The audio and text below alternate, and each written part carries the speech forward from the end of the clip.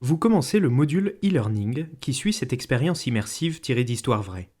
Merci de répondre d'abord à quelques questions. Les réponses sont anonymes. Quelles émotions avez-vous ressenties durant l'expérience ? Avez-vous déjà été témoin de situations similaires au sein de votre organisation ? Le sexisme ordinaire, aussi appelé agissement sexiste dans le Code du travail, c'est un ensemble de comportements banalisés du quotidien. Ils apparaissent souvent comme anodins, voire bienveillants, mais ils ont pour conséquence de discréditer et d'inférioriser les femmes. C'est une femme humaine, empathique. Bon, j'aurais trouvé un peu moins logique qu'elle prenne la tête de la DSI. Mais là, la com, elle est parfaite. Le sexisme ordinaire au travail, c'est aussi l'ensemble des clichés sexistes sur les compétences.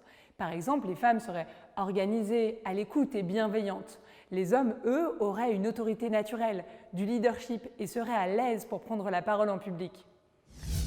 Que dit la loi ? Nul ne doit subir d'agissement sexiste, défini comme tout agissement lié au sexe d'une personne, ayant pour objet ou pour effet de porter atteinte à sa dignité ou de créer un environnement intimidant, hostile, dégradant, humiliant ou offensant.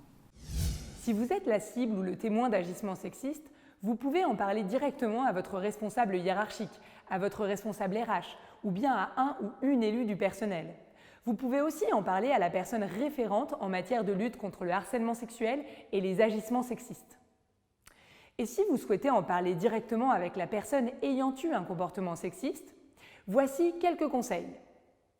Premièrement, vous pouvez exprimer votre ressenti après avoir énoncé les faits.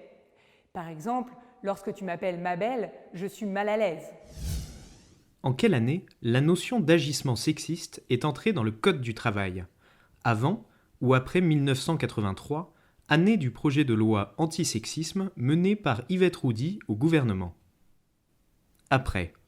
La notion d'agissement sexiste est entrée dans le Code du travail en 2015. Que risque l'auteur d'agissement sexiste ?